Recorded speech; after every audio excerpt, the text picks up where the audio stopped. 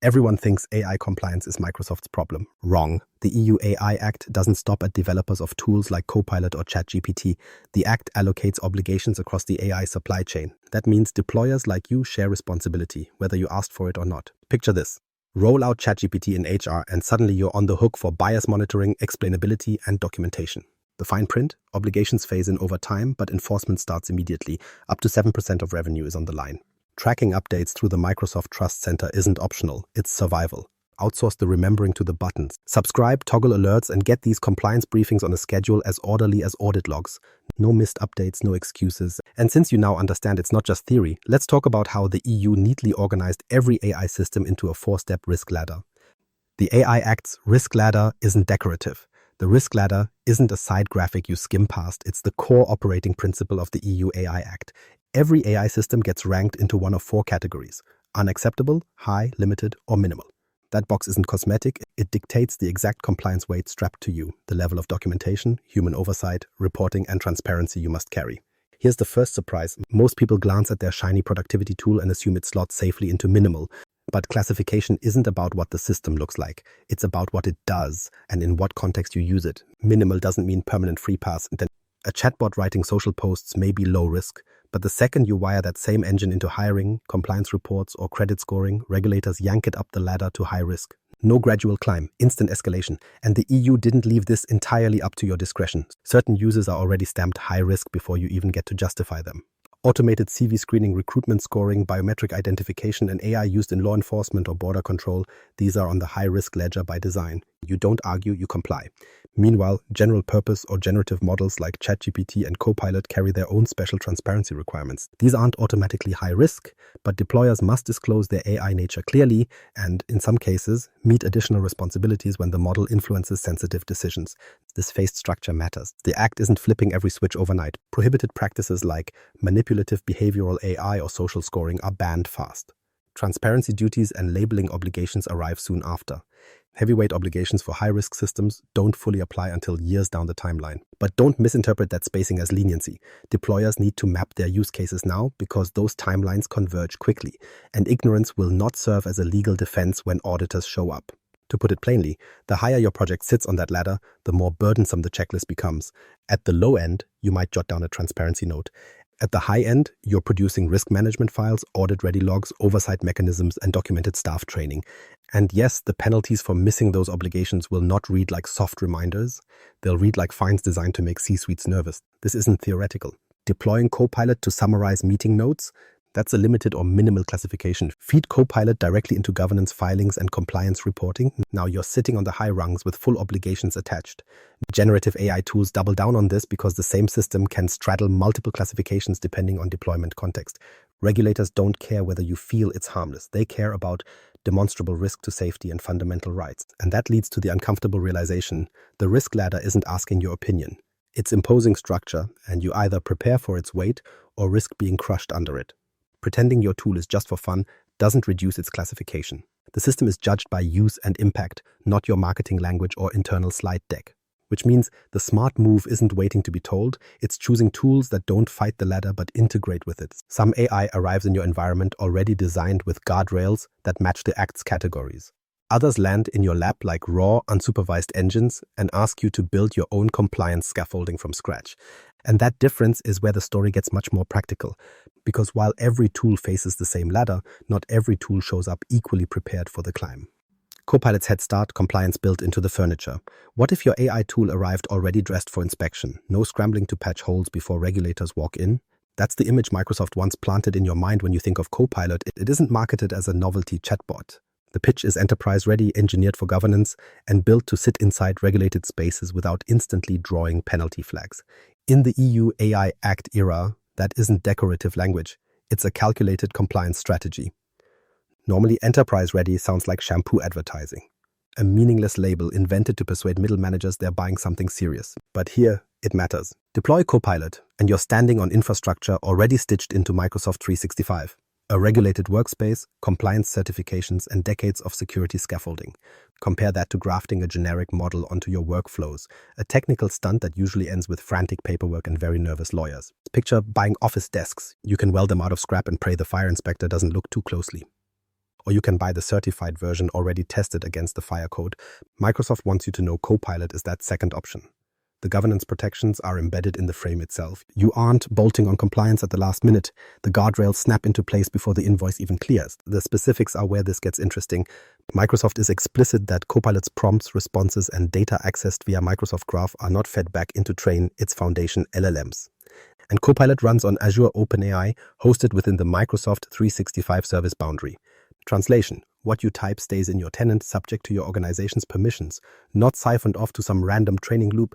That separation matters under both GDPR and the Act. Of course, it's not absolute. Microsoft enforces an EU data boundary to keep data in region, but documents on the Trust Center note that during periods of high demand, requests can flex into other regions for capacity. That nuance matters. Regulators notice the difference between always EU only and EU first with spillover. Then there are the safety systems humming underneath. Classifiers filter harmful or biased outputs before they land in your inbox draft. Some go as far as blocking inferences of sensitive personal attributes outright. You don't see the process while typing. But those invisible breaks are what keep one errant output from escalating into a compliance violation or lawsuit. This approach is not just hypothetical. Microsoft's own legal leadership highlighted it publicly, showcasing how they built a Copilot agent to help teams interpret the AI Act itself.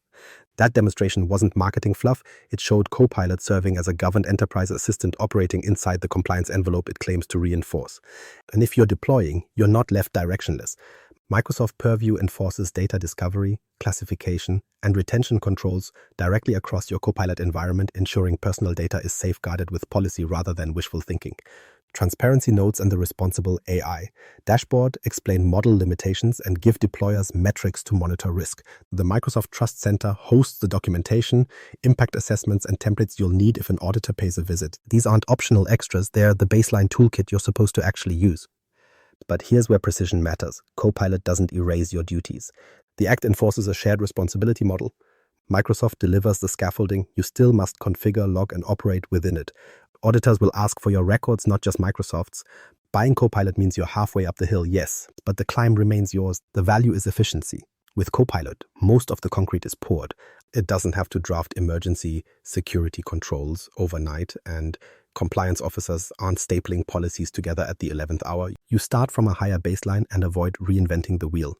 That difference, having guardrails installed from day one, determines whether your audit feels like a staircase or a cliff face. Of course, Copilot is not the only generative AI on the block. The contrast sharpens when you place it next to a tool that strides in without governance, without residency assurances, and without the inheritance of enterprise compliance frameworks. That tool looks dazzling in a personal app and chaotic in an HR workflow. And that is where the headaches begin. ChatGPT. Flexibility meets bureaucratic headache. Enter ChatGPT, the model everyone admires for creativity until the paperwork shows up. Its strength is flexibility. You can point it at almost anything, and it produces fluent text on command. But under the EU AI Act, that same flexibility quickly transforms into your compliance problem. By default, in its consumer app form, ChatGPT is classified as limited risk.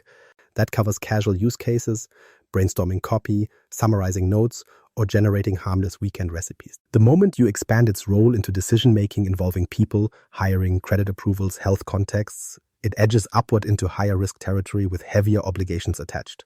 The variable is not the tool's code, but the context of use. This is where the difference from Copilot becomes painfully visible. Copilot inherits Microsoft's governance stack because it lives inside Microsoft 365 with Azure OpenAI controls. Prompts and responses are processed within Microsoft's service boundary, and documentation explicitly states they are not used for foundation model training.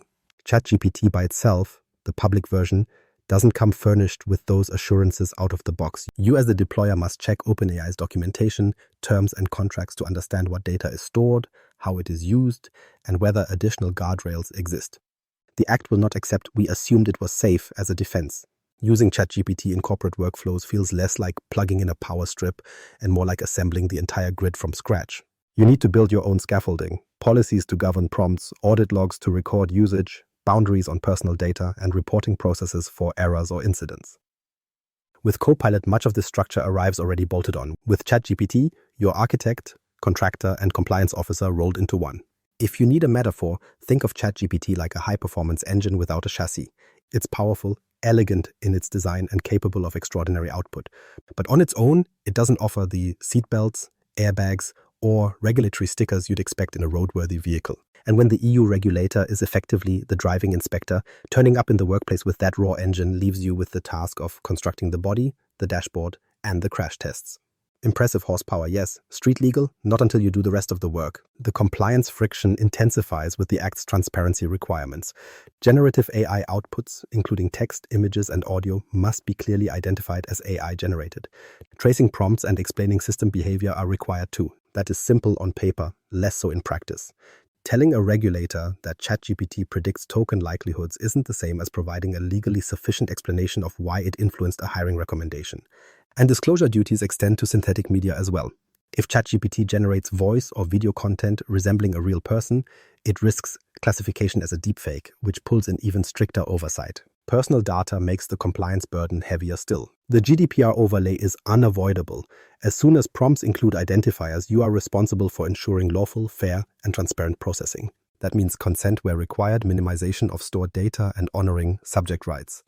OpenAI's public service doesn't automatically configure those protections for you. The responsibility to implement them sits entirely with the deployer. At minimum, you must verify, via binding contracts and documented practices, what happens to the data once you hand it over. There is, however, a middle path. If ChatGPT's capabilities are accessed through managed platforms like Azure OpenAI or connectors integrated into enterprise environments, the compliance landscape improves. You gain audit logs, residency guarantees, and monitoring under your tenant boundary. That does not eliminate your responsibilities, it simply makes them addressable with tools instead of spreadsheets. It shifts the conversation from "we have no oversight" to "we must validate whether the oversight promised in contracts is functioning as advertised." The irony is that many organizations still treat ChatGPT as an informal assistant, drafting copy without a disclosure label, feeding it resumes without bias checks, or handling sensitive notes without data boundaries. All of these casual uses can transform a limited risk classification into high-risk deployment overnight. And the Act measures by impact, not intent. What looks like a harmless test can be reclassified as a regulated system the instant it affects a person's livelihood. So yes, ChatGPT is versatile. It is adaptable. It can generate content faster than most employees write email subject lines. But deployed without its own compliance environment, it hands you nearly the entire EU AI Act burden to shoulder alone. Documentation, risk assessments, transparency controls, human oversight. You're installing each brick yourself while regulators pace outside with the checklist. Which brings us to the unavoidable conclusion: whether you choose Copilot or ChatGPT, the Act has deputized you. The frameworks and guardrails differ, but the regulator will look at your deployment, not just the vendor's promises. You may admire the technology, but under the law, you are the one operating it. And that is where the real work begins. Practical survival guide for deployers. Now comes the part that determines whether you survive an audit or become a cautionary tale, the survival guide for deployers. Forget the drama about regulators breathing down your neck. Here's what matters. The Act expects you to have operational checklists, not vague reassurances. And since you apparently need everything laid out, let's make it painfully clear. 3 essentials. Miss them, and you're gambling with fines. First item: conduct a data protection impact assessment, DPIA, and maintain a record of processing activities, or OPAR. No, this is not optional paperwork. Under GDPR and now reinforced by the AI Act, when you use AI in areas touching individuals, hiring, health, financial scoring, you're expected to demonstrate that you thought through risks and documented processing flows. DPIA uncovers the risk, ROPA proves you track the processing. They are the skeleton of governance. When auditors ask, "Show us your risk analysis," these are the documents they expect to land on their desks. Second item: classify and control the data itself. Enter Microsoft Purview. This isn't a shiny dashboard for executives to admire. It's the system that lets you automatically label sensitive material, impose retention policies, and enforce data loss prevention, DLP. Purview ties classification rules directly to your documents, emails, and storage. Pair that with least privilege access models, restrict Copilot queries with semantic index and permission models, so it only draws from data users are entitled to see. Think of this as setting the moat around the castle. Without boundaries, any employee can accidentally feed restricted data to an AI model and force you into GDPR violation speedrun mode. Third item: log, retain, and manage every interaction. Copilot has activity history, configure it.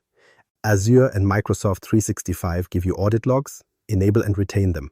Purview helps enforce retention policies so records don't vanish when auditors knock. Traceability is a mandatory feature of compliance. If you can't show who used what AI, for which purpose, on which day, your oversight collapses in court. And don't forget, retention isn't eternal. Configure policies so logs live long enough to be useful, but not so long you drown in irrelevant digital clutter. Regulators favor precision, not hoarding. Fine, that's the checklist. 3 items. But do not interpret this as the end. Add staff training into the equation. Article 4 style obligations exist to ensure employees aren't wandering clueless through AI environments. Role-based AI literacy matters. Technical staff need to grasp risk models and logging mechanics. HR staff need to understand bias, documentation, and disclosure. Pretending everyone just knows is fantasy. Training is compliance artifact number 4. Show you didn't let employees improvise with systems tied directly to employment or privacy rights. Now let's strip away illusions. Vendors do provide scaffolding. Microsoft is generous with toolkits, transparency notes, dashboards, and compliance templates. OpenAI provides documentation about usage, risks, and transparency commitments. But scaffolding is not the building. You're responsible for erecting the actual governance structure. When regulators arrive, Microsoft had a dashboard is irrelevant if your house is still a pile of scaffolding poles sitting on the ground. Think about the logic of enforcement. Regulators don't question whether Microsoft Purview exists. They ask if you implemented the controls. They won't accept Copilot has logging options. They'll demand your logs. If your team can't produce them, the fines and headlines will write themselves. This is the part leaders underestimate. Compliance is not about owning tools. It's about proof that those tools ran in your environment, configured correctly with traceable output. The consequences aren't abstract. Fail and you risk tens of millions in penalties, public embarrassment in international headlines, and erosion of trust with customers who suddenly wonder why your HR department runs like a hacker forum.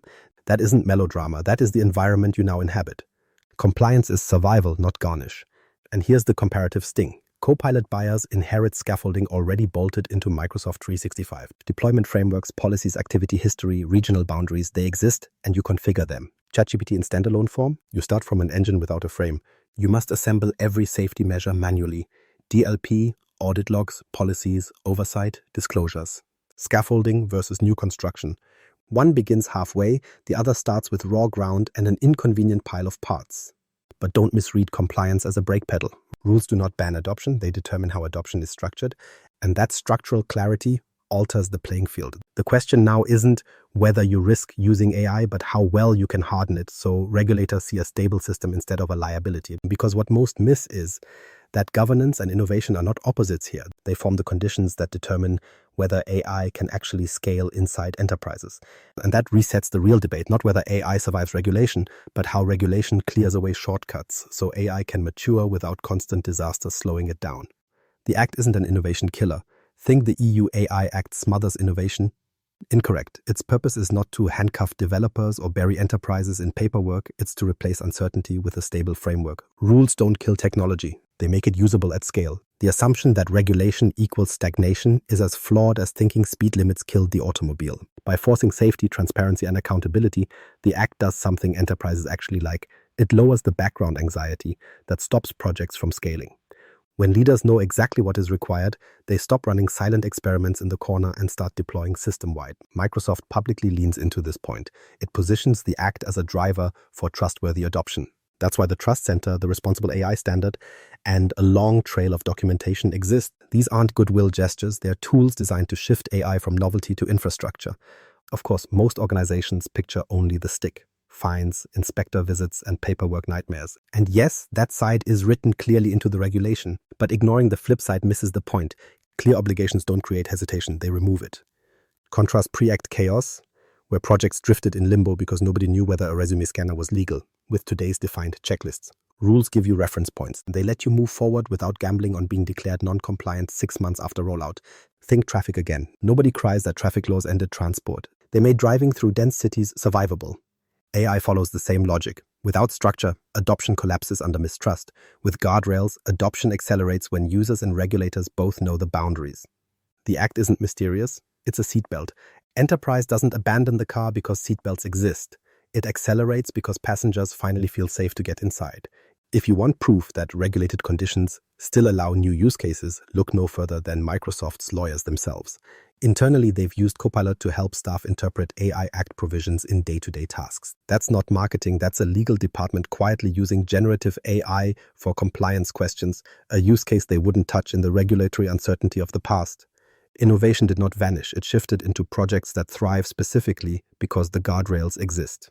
That said, let's not romanticize regulation. There are gaps.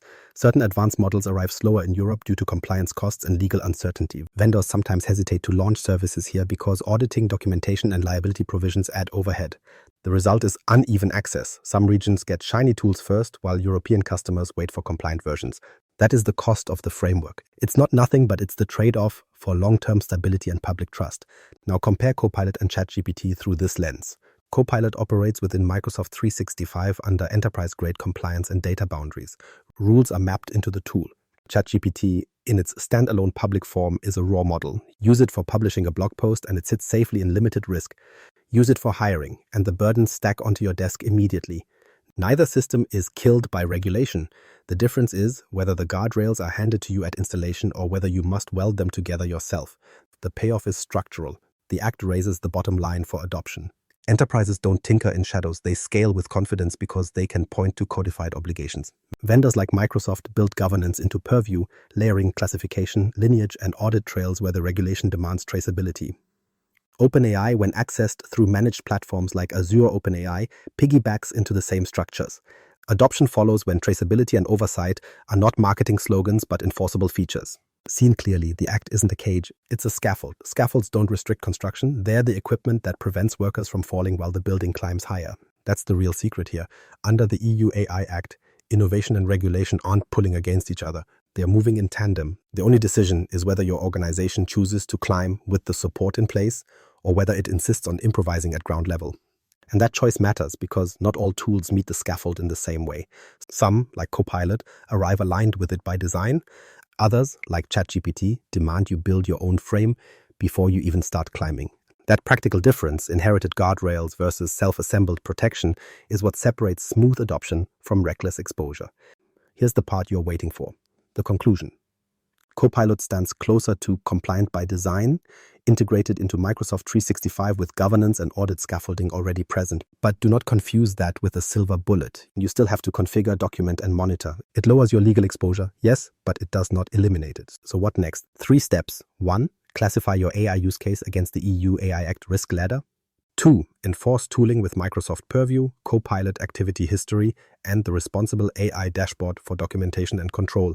3. Run DPIAs, keep a ROPA, and train staff as Article 4 demands. If you want to remember those without rewatching this entire lecture, subscribe now. Regular compliance briefings, platform-specific, delivered here, no excuses.